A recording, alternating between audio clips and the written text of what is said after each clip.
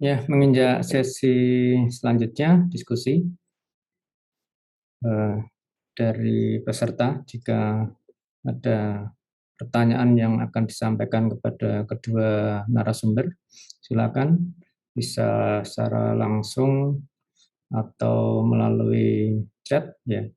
Untuk sesi pertama ini saya persilakan tiga penanya dulu, silakan. Jadi ada pertanyaan sudah cukup jelas ya. Jadi memang tadi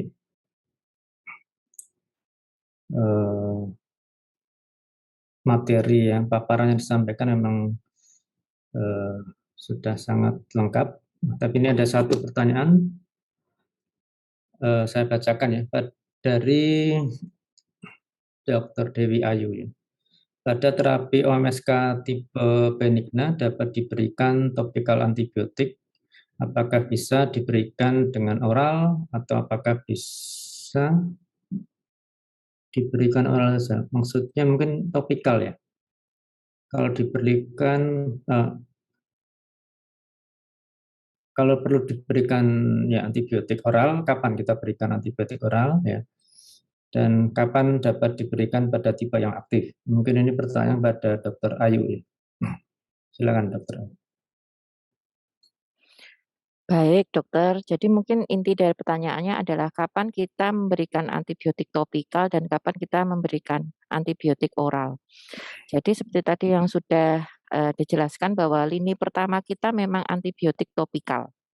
Ya, tetapi kita harus paham juga apabila otorenya persisten, artinya otorenya persisten atau sekretnya kuat terus-menerus, jelas pasien akan kesulitan untuk melakukan oral toilet dan kemudian aplikasi topikal.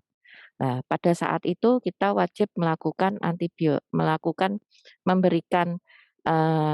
antibiotik oral, kemudian tetap dengan kombinasi oral toilet dan kombinasi obat-obat yang lain seperti misalnya biasanya apabila otitis media supuratif kronik yang sudah lama, biasanya lebih dari 3 bulan, 4 bulan dia sudah berobat rutin, kemungkinan besar dia ada faktor resikonya. Nah, ini yang wajib kita telaah.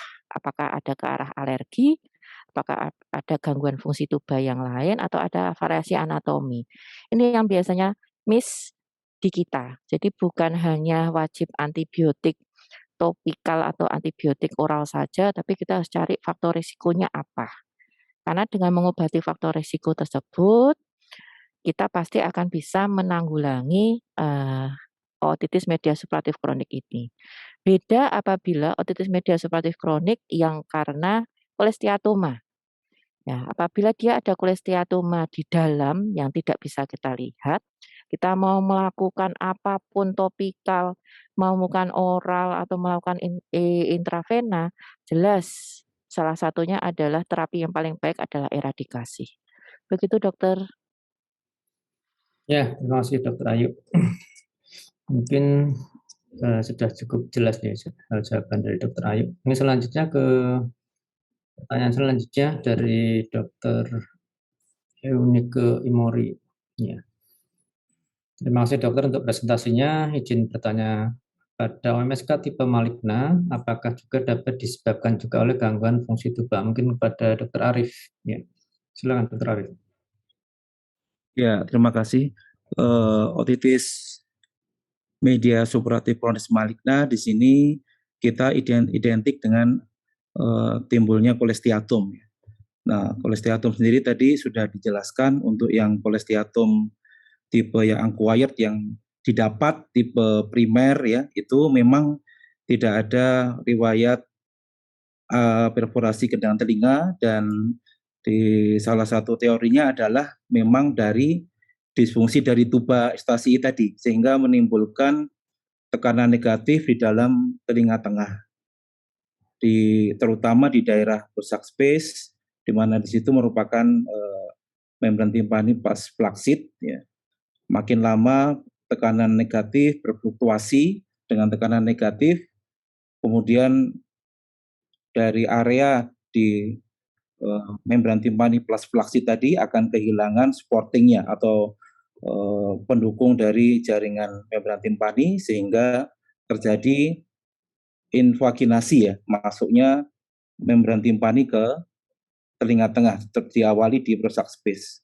Sehingga memang untuk yang OMSK tipe maligna ini yang didapat di primer memang di asal muasalnya adalah dari obstruksi di tubal stasi. Beda dengan yang didapat tipe sekunder yang ada riwayat perforasi membran timpani. Begitu. Terima kasih. Ya, terima kasih Dr. Arif ya. Jadi karena oklusi tubal kronis ya Dok ya. Jadi mungkin apakah ada hubungannya dengan mengapa dia di daerah pas plasida? Apakah ada hubungannya dengan karena lapisan di pas plasida itu hanya 2 lapis membran timpaninya, sedangkan di pars tensa itu 3 lapis Dok. Saya menambah pertanyaan sedikit ini. Ya, itu bisa memungkinkan sekali, Dr. Anton. Memang di pas plaksid itu kan lebih tipis ya. Kita ada 3 lapis itu, pas mukosa, pas fibrosum, dan pas kutanea. Di pas plaksid itu memang cenderung lebih tipis dibandingkan yang pas tensa.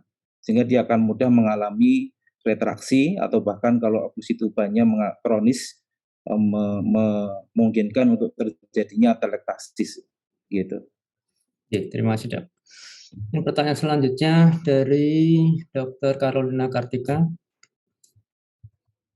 Nah, terima kasih dokter. Jadi pertanyaan, follow up apa saja yang perlu dilakukan pasca mastodektomi dan kapan perlu dilakukan evaluasi pendengaran pasca operasi? Mungkin Dokter Ayu ya. Silakan Dokter. Iya, nah ini yang memang menjadi poin penting pada pasien-pasien dengan pasca mastoidektomi, baik itu karena wall up dan karena wall down. Apabila karena wall up itu kan liang telinga masih ada, dalam artian tidak jadi satu rongga besar dengan rongga mastoid. Nah, jadi tidak ada perbedaan pada liang telinga dan biasanya kita combine dengan timpanoplasti.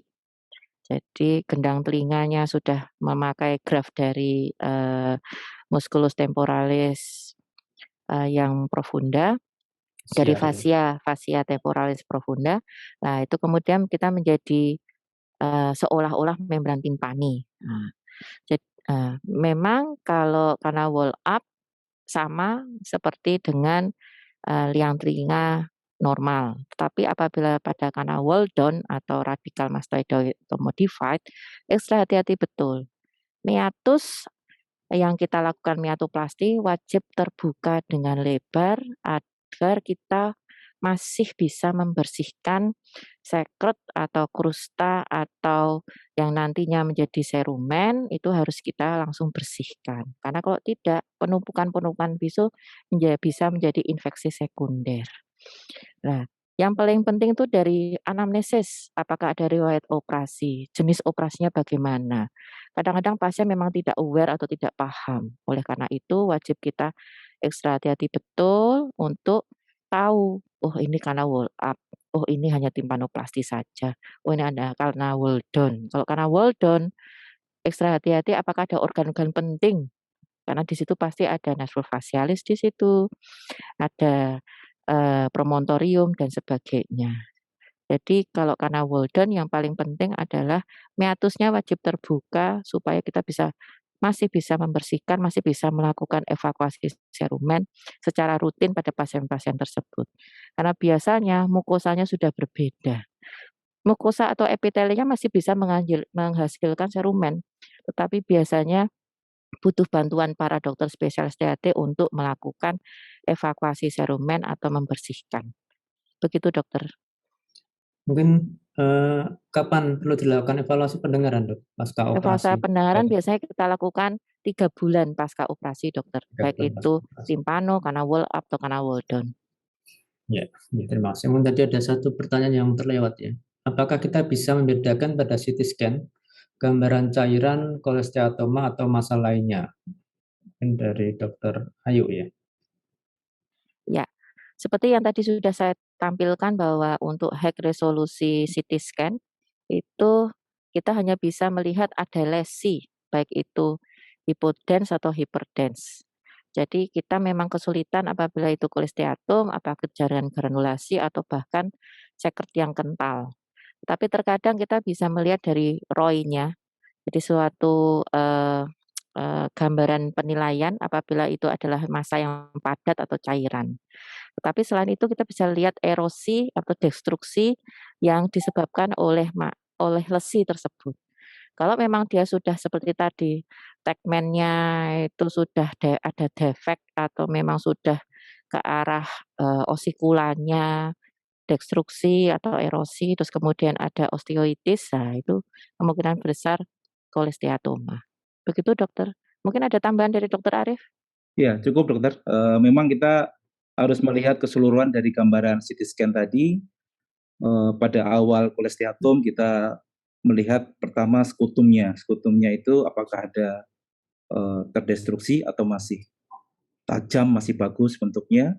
Kemudian juga dilihat secara keseluruhan dari epitimpani, mesotimpani, dan hipotimpani.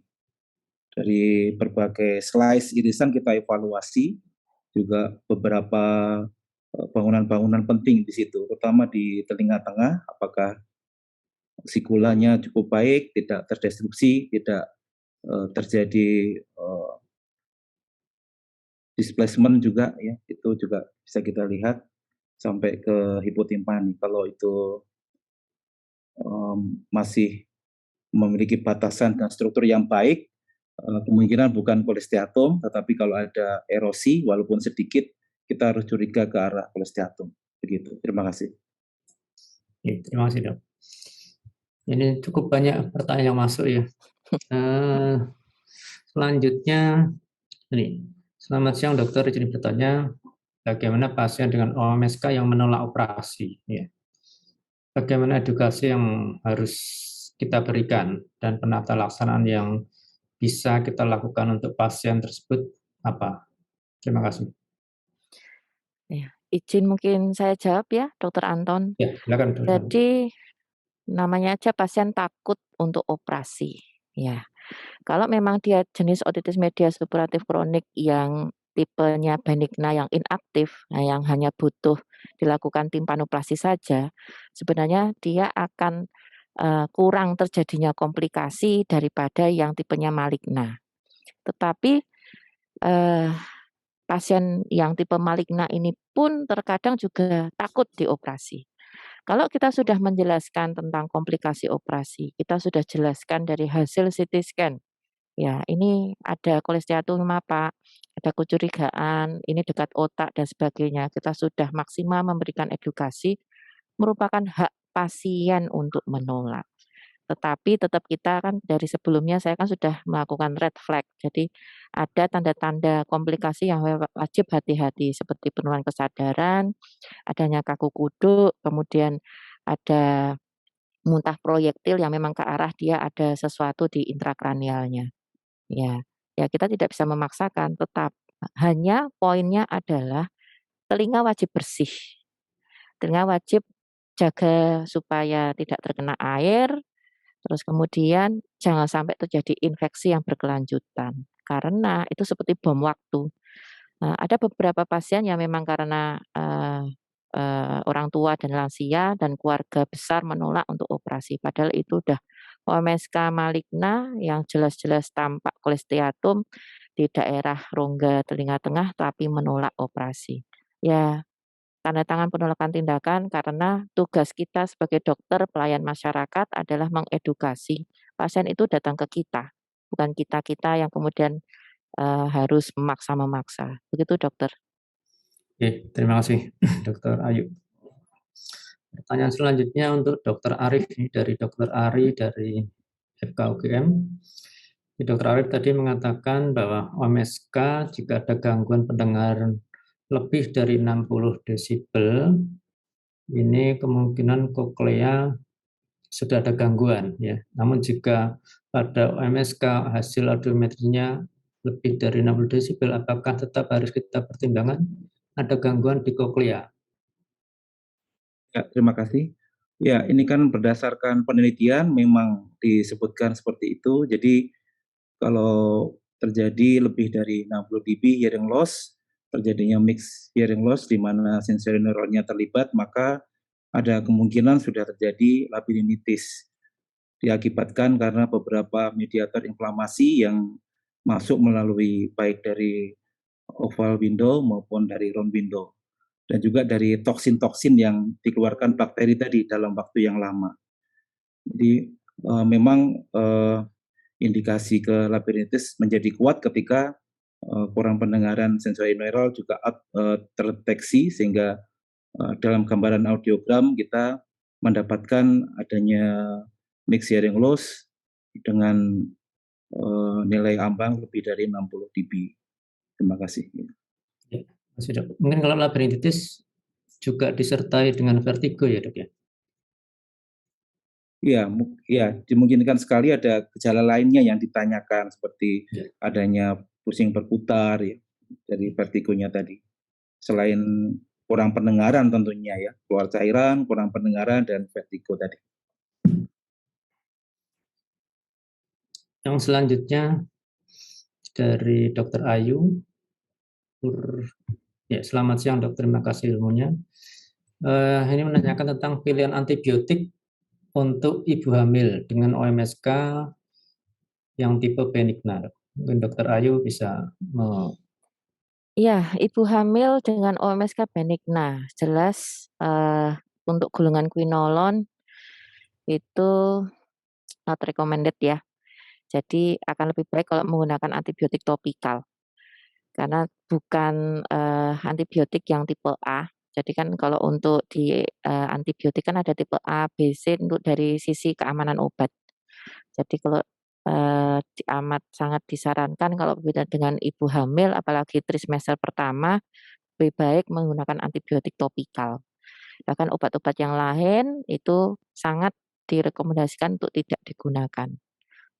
Antibiotik topikal pilihannya dokter. Ya, terima kasih dok. Ya, jadi paling aman untuk ibu hamil golongan topikal ya. Selanjutnya dari Dokter Yayan, ini di Kebumen ya. Untuk pemilihan antibiotik golongan quinolone, apakah ada yang lebih baik secara klinis ya menggunakan Cipro atau levofloxacin? Kemudian bagaimana kalau pasien tersebut pasien anak-anak? Dokter Ayu lagi ya. Ya, Dokter Yayan, untuk pemilihan antibiotik golongan quinolone, memang untuk gunaan quinolone itu kan ada banyak, mulai dari ciprofloxacin, ada ofloxacin, ya. Obat tetes telinga yang kita gunakan kan jenisnya hanya ada 2 sebenarnya untuk golongan quinolone. Jadi ada ofloxacin tetes telinga, terus ada sediaannya yang 5 mili atau 8 mili, terus kemudian ada yang ciprofloxacin yang ada yang combine dengan steroid, ada yang berdiri sendiri. Ya, terus kemudian mana yang lebih baik? Apakah ciprofloxacin atau levofloxacin? Mungkin yang ini adalah pemilihan antibiotik yang oral atau intravena ya maksudnya, karena topikal levofloxacin belum ada. Jadi kalau untuk oral oral atau intravena kembali lagi sisi penggunaannya. Lini pertama, lini kedua, dan lini ketiga. Kalau dalam literatur kita bisa baca dari PNPK kita, Tata Laksana Otitis Media Suppuratif Kronik, bahwa mau golongan yang sama itu biasanya lebih baik yang golongan yang levofloxacin. Tetapi kita harus melihat juga efek pada pasien-pasien anak. Terkadang apabila di Rumah Sakit Sarjito kita lakukan kita kerjasama dengan bagian UPA atau unit penyakit anak yang bagian TropMed atau Tropical Medicine, mereka juga bisa memberikan infus ciprofloxacin atau infus levofloxacin apabila dengan beberapa indikator. Salah satunya adalah hasil KS atau kultur sensitivitas tes. Jadi kita memberikan obat sesuai dengan indikasi. Ya, karena kita juga tahu bahwa ciprofloxacin atau golongan quinolone itu untuk bagian anak-anak harus ekstra betul hati-hati. Begitu dokter.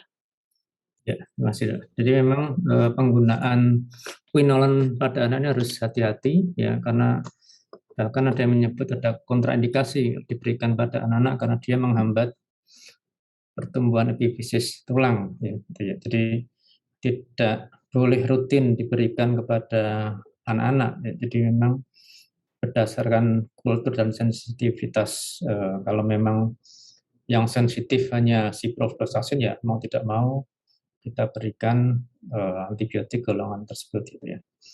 Selanjutnya dari Dr. Era Julian dari Unpad.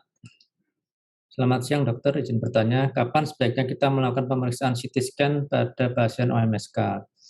Kemudian kapan kita hanya cukup melakukan ronsen mastoid saja? Dan yang kedua, bagaimana tata laksana yang sebaiknya diberikan kepada pasien akibat disfungsi tuba? Terima kasih. Mungkin bisa ke Dr. Ayu ya. Dr. Ayu silakan. Baik, ya.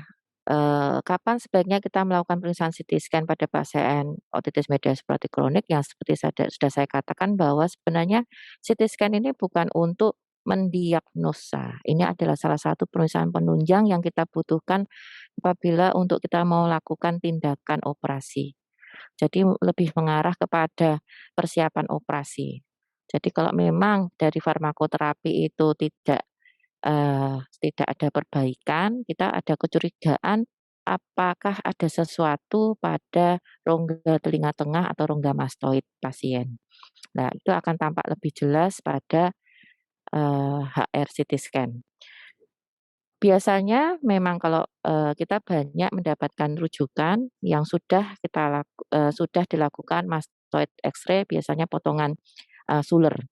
Itu juga sangat membantu karena kita bisa tahu bahwa jenis dari antrumastoidnya seperti apa, apakah ada pengaburan pada selule mastoid atau tidak, yang menandakan bahwa oh ini ada mastoiditis atau tidak. Karena kalau CT scan itu nanti bisa mengarahkan apabila ada perburukan di daerah sana. Jadi bukan kemudian tiba-tiba di awal pasien kita belum kita diagnosis langsung kita jebret kita CT scan, tidak. Jadi memang untuk evaluasi dan persiapan operasi. Terus kemudian bagaimana tata laksana sebaiknya diberikan kepada pasien akibat disfungsi tuba, mungkin ini Dr. Arif atau saya? Monggo silakan dok. Ya. Dr. Ayu dulu, Dr. Arif. Mungkin saya dulu ya. Jadi untuk Ya. pasien akibat disfungsi tuba, kita lihat karena alergi atau karena alergi itu ada banyak ya. Jadi bukan cuma alergi tok saja. Jadi dia ada rinitis alergika atau sinusitis alergi atau mungkin nasofaringitis, bahkan terkadang otitis media efusi yang eosinofilik itu juga ada. Jadi memang permasalahannya pada mukosa telinga tengah. Jadi kok sudah seperti ini dan dia kemudian menyebabkan disfungsi tuba, nah berarti tergantung dari asal muasalnya. Kalau karena disfungsi tuba, biasanya dia tidak bisa berdiri sendiri karena mesti ada faktor-faktor yang menyebabkan dia terjadi tuba yang bermasalah. Karena kalau tubanya bermasalah, jelas terjadi otitis media. Ya, kita wajib kok ke arah alergi, berarti kita harus tes alergi, terapi alergi. Apabila ternyata dia ada septum deviasi, karena ada variasi anatomi, ya itu ke arah itu. Mungkin bisa ditambahkan, Dr. Arif?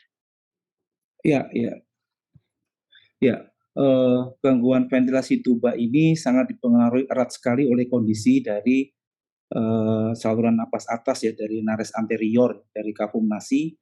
Kita harus evaluasi betul apakah di kavum nasi ini ada faktor iritan yang menyebabkan aliran udara yang masuk ke hidung itu dari harusnya laminer menjadi turbulence. Jadi kita lihat dari kondisi dari konkanya, apakah ada udem atau bahkan hipertrofi, apakah ada septum deviasi di situ ya, apakah mungkin ada polip nasi ya, dan juga kita melihat sampai ke koana dan nasofaring ya. Mungkin ada nasofaringitis di situ yang menyebabkan iritasi terus-menerus ke arah ke ostium tuba. Siapa tahu ada adenoid juga di situ, yang adenoiditis yang menyebabkan infeksi juga di sekitar area yang dekat dengan ostium orificium tuba paring-paring ya. Jadi dari pintu tuba itu, atau mungkin tubanya menjadi patulus tuba yang selalu terbuka, itu juga bikin masalah karena tuba itu kan idealnya posisi steady state-nya adalah tertutup dan terbuka pada posisi-posisi tertentu atau saat-saat tertentu. Nah, itu yang perlu dikoreksi apabila ada kelainan-kelainan tersebut. Kemudian kita bisa evaluasi juga dengan berkala dengan timpanometri, ya, dengan dari ETF ya, dari evaluasi fungsi tuba tadi. Kemudian perlu dilihat juga pengalaman adalah ketika pasien itu menjalani operasi tetapi berasal dari daerah yang dataran tinggi. Ya, di Klaten itu ada di lereng-lereng Merapi itu juga biasanya kita edukasi bahwa setelah operasi timpaanoplasti misalkan ini sementara jangan pulang ke rumahnya tapi ke rumah saudara kalau ada yang tidak di tempat tinggi ya, atau ketika pulang dan kembali ke rumah sakit diharapkan ada gerakan mengunyah di permen karet atau sebagainya untuk membantu tubuhnya ini bisa terbuka dan tertutup dengan baik begitu. Ya, terima kasih. Oke, terima kasih Dr. Ayu, Dr. Arif. Ya, pertanyaan selanjutnya nih dari Dr. Nova Perdana kepada Dr. Ayu. Saya sering menemui pasien OMSK yang dibarengi dengan infeksi jamur. Mohon saran terapi ya untuk pasien dengan infeksi ya, jamur ya, kombinasi.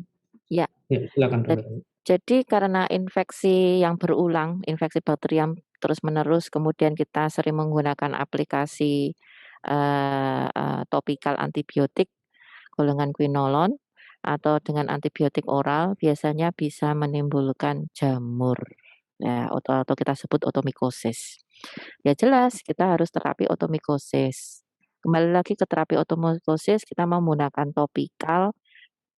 Topikal itu ada 2, apakah eardrop, sebenarnya memang bukan eardrop ya, karena memang tidak ada sediaan eardrop pada jamur. Jadi sebenarnya itu obat kulit, jadi obat Lotion, kulit ya, lotion ya.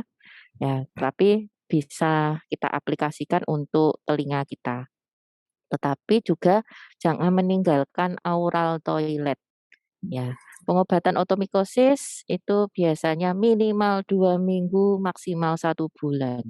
Biasanya dari minggu ketiga apabila masih terjadi otomikosis, kita harus evaluasi. Jangan-jangan ini resisten juga. Karena kan kebanyakan memang kok golongan yang jamur yang di telinga itu Aspergillus species atau Candida albicans. Itu biasanya yang paling banyak itu 2. Tetapi kok sudah kita lakukan kultur jamur, nanti aneh-aneh nanti jenis jamurnya. Tapi tetap yang harus kita lakukan adalah anti jamur, biasanya topikal. Terus kemudian topikal itu bisa salep atau bisa lotion ya. Terus kemudian oral toilet berkala. Dan kalau kita biasanya menggunakan mungkin kalau Dokter Nova masih ada di rumah sakitnya ada asam asetat 2%, biasanya kita melakukan oral toilet dengan asam asetat 2%. Jadi intinya adalah membuat suasana asam sehingga jamur tidak tumbuh, begitu. Mungkin bisa itu saja dokter. Ya, terima kasih Dr. Ayu. Jadi cukup terapi jamur dulu atau mungkin berbarengan dengan terapi OMSK-nya ya dok? Kalau Baiknya bagaimana? kalau memang dia kondisinya jamurnya tuh ke arah Aspergillus biasanya kelihatan dok. Itu biasanya bisa menggunakan anti jamur, bisa berbarengi dengan antibiotika. Cuma memang harus ekstra hati-hati karena antibiotiknya yang berlebihan juga bisa menimbulkan jamur. Jadi kalau menurut saya kita harus lihat dari kondisinya. Begitu. Ya, terima kasih Dr. Ayu.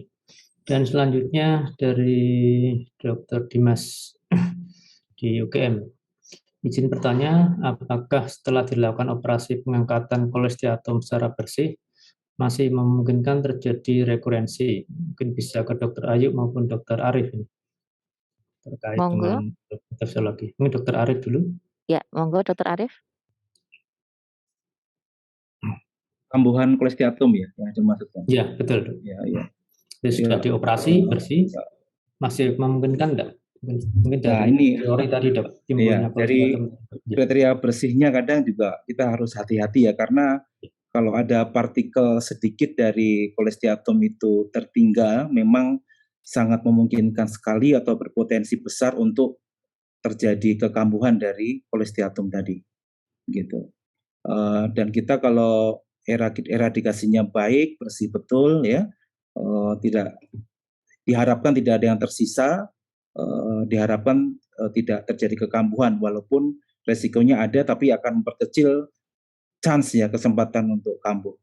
Tapi kalau kambuh ya bisa-bisa saja, karena kalau kita ngomong masalah potensi kambuh ya mungkin bisa, karena bagaimanapun setelah mengalami operasi maka beberapa fungsi baik di telinga tengah maupun di antromastoid itu sudah berbeda dengan kondisi normal. Di mana misalkan kalau kita lakukan radikal mastoidektomi, misalkan tidak dibarengi dengan obliterasi mastoid misalkan, maka rongga mastoid ini kavitasnya yang luas, yang besar begitu, dia kan berhubungan langsung dengan telinga luar. Sehingga memang diharapkan pada pasien itu selalu rutin dibersihkan telinganya supaya tidak ada kesempatan terbentuk dari squamous kompleks tadi ke arah ke mastoid maupun ke telinga tengah lagi. Ya. Dan juga harus dikoreksi dari tubanya tadi, jangan sampai tubanya ini mengalami oklusi lagi, ya. Semua faktor dikoreksi seperti rinitis alergi dan lainnya ya.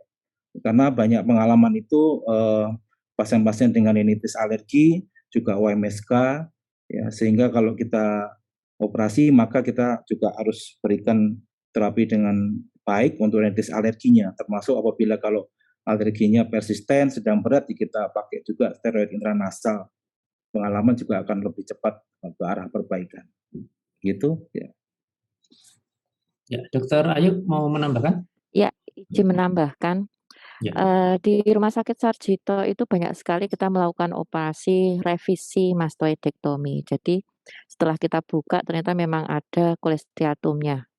Jadi bisa saja ini kolesteatum yang masih bersisa atau memang dia akibat dari adanya dead space di telinga. Jadi memang harus ekstra hati-hati karena kolesteatum sekunder itu kan kita bisa juga karena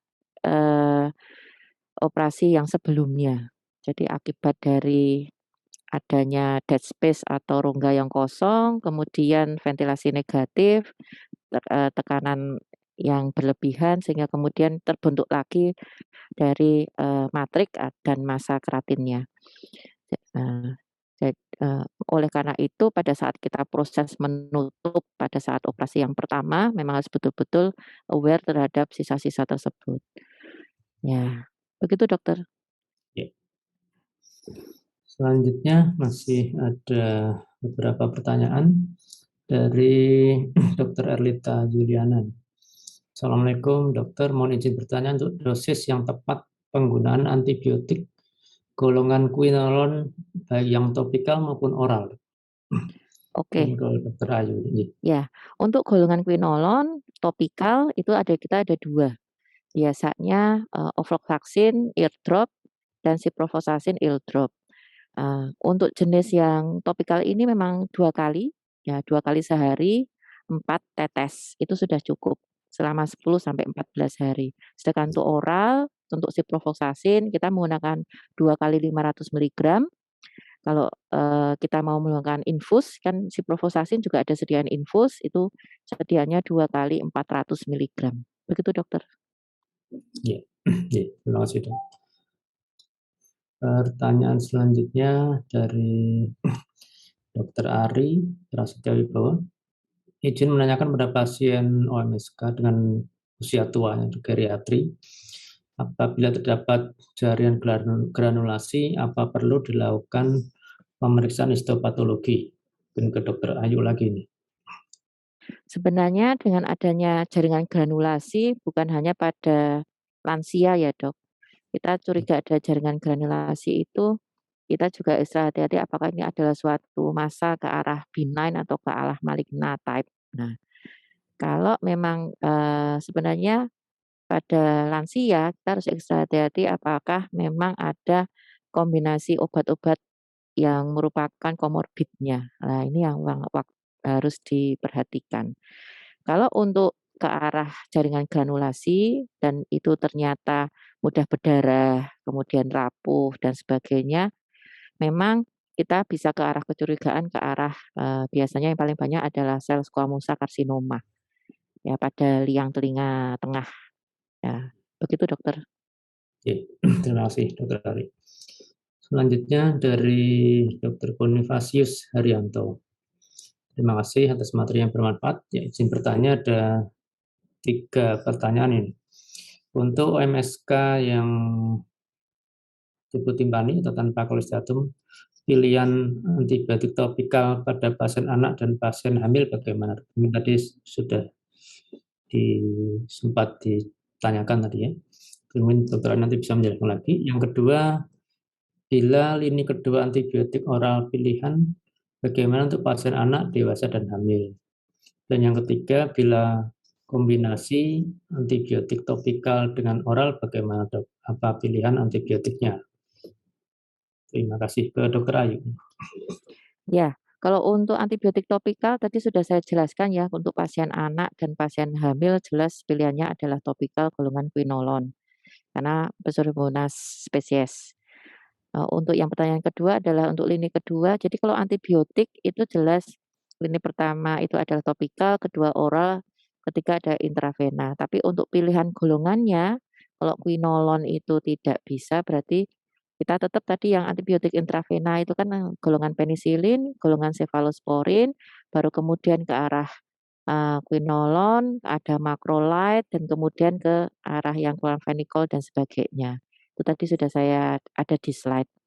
Terus kemudian bila kombinasi antibiotik topikal dengan antibiotik oral, bagaimana dok? Ada pilihan antibiotiknya. Kembali lagi, kalau topikal memakai golongan quinolone, kita biasanya kita bisa lakukan antibiotik oral seperti biasanya kasus-kasus yang saya pakai ini apabila sudah terjadi abses superiosteal, jadi kita butuh oral ke arah metronidazole dan sebagainya.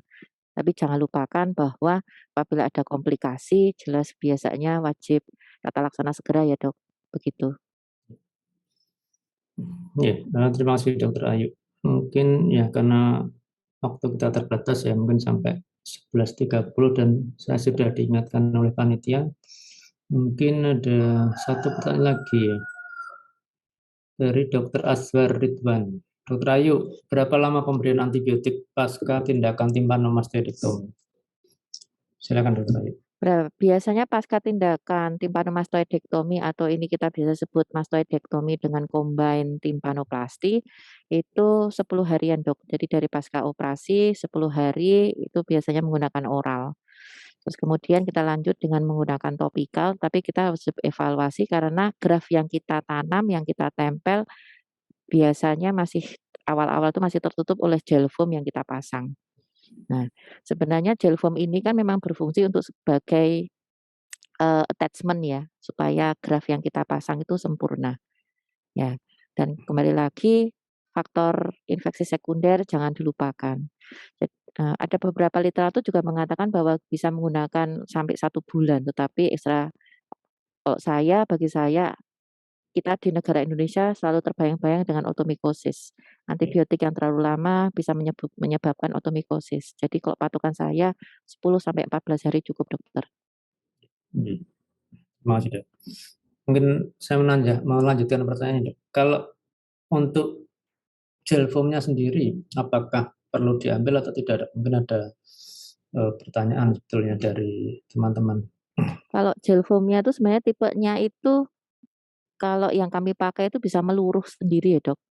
Jadi dia Jadi tidak perlu diambil ya? tidak perlu diambil.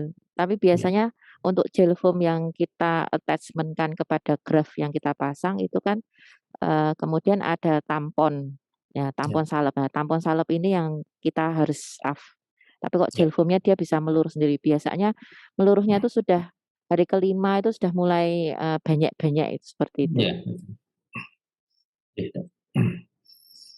Mungkin 1 pertanyaan terakhir ya dari Dr. Agung nih. Selamat siang, saya Dr. Ari, izin bertanya untuk pasien yang telah dilakukan operasi timpanoplasti dan terjadi perforasi kembali, maka apakah bisa dipertimbangkan cukup dengan terapi medikamentosa atau harus segera dilakukan operasi revisi, Dok? Terima kasih. Ini Dr. Ayu lagi. Ya, seperti tadi yang sudah saya katakan, kita banyak sekali melakukan operasi-operasi revisi, terutama yang revisi timpanoplasti. Biasanya timpanoplasti itu pada operasi yang pertama kita kurang aware dengan adanya faktor resiko. Salah satunya adalah faktor risiko pada alergi. Dan kemudian faktor resiko yang lain seperti habit merokok atau hiperventilasi lah istilahnya.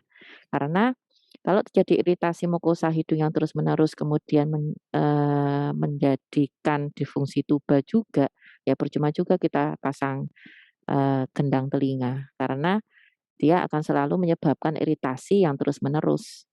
Ya, oleh karena itu berkali-kali untuk edukasi pasca operasi ekstra hati-hati betul untuk habit yang satu ini. Selain itu juga menjaga supaya tidak terjadi ISPA. Karena jangan sampai ada gangguan atau disfungsi tuba selama proses pelekatan atau proses reepitalisasi dari graf yang kita pasang ke membran timpani yang sebelumnya. Begitu dokter. Mungkin bisa ditambahkan oleh Dokter Arief untuk gangguan fungsi tuba. Dr. Arief mau menambahkan, silakan, Dok.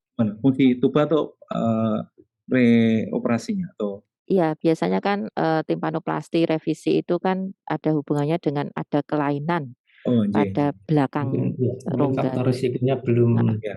terkendali ya, Dok, ya. Ya, tepat yang diutarakan Dr. Diayu tadi, ya kita kalau lebih jeli dan teliti lagi, pasti ada faktor risiko yang belum bisa dikontrol dengan baik dari sisi radang infeksi maupun non infeksi. Ya biasanya kalau yang non infeksi di THT itu ya di rinitis alerginya gitu. Jadi jangan lupa rinitis alergi itu akan bisa menggagalkan timpanoplasti begitu. Jadi kalau saya sih biasanya kalau ada rinitis alergi kita redakan dululah gejalanya sebelum operasi ya. Kemudian kebiasaan merokok tadi juga bisa mempengaruhi timpanoplasti, harus berhenti dulu merokoknya paling tidak ya 1 bulan ya, 3 minggu sampai 1 bulan baru direncanakan operasi. Kemudian kalau ada setelah timpanoplasti masih ada lubang di situ atau residual perforation, biasanya sih kalau saya tidak tergesa-gesa kita lakukan revisi ya. Kita kalau di poliklinik ini untungnya kalau yang punya mikroskop itu ya, itu biasanya yang terjadi paling sering adalah anterior blunting di bagian depan itu. Itu kita bisa angkat-angkat sedikit lah. Ya kita pakai pick itu kita bisa angkat sedikit terus supaya menempel pada ke sisa membran timpani yang aslinya begitu ya. Tapi memang ya ini tergantung sekali dengan secara teknis dari metode timpanoplasti ya. Karena kalau yang metode underlay itu kan hanya yang terjepit dengan baik hanya bagian tertentu saja. Ada beberapa metode mungkin bisa dicoba dengan interlay dan sebagainya yang istilahnya bisa menjepit graf itu dengan lebih baik begitu ya. Walaupun tidak ada yang 100% baik lah, tapi setidaknya akan mengurangi chance untuk terjadinya residual perforation. Terima kasih. Ya, terima kasih Dr. Arief dan Dr. Ayu ya. Karena kita dibatasi oleh waktu ya, sementara sebetulnya masih banyak pertanyaan yang belum bisa terjawab semuanya karena memang topik ini ya OMSK itu satu penyakit yang di THT itu sangat sering kita temui ya, dan begitu banyak permasalahannya juga yang kita temui sehari-hari. Mohon maaf pada para peserta yang pertanyaannya belum bisa dijawab oleh narasumber berhubung keterbatasan waktu. Saya selaku moderator mohon maaf jika ada kesalahan dalam memandu jalannya webinar kali ini. Terima kasih sekali lagi kepada Dr. Arief dan Dr. Ayu dan juga kepada panitia serta sponsor. waktu saya kembalikan kepada panitia. Assalamualaikum warahmatullahi wabarakatuh.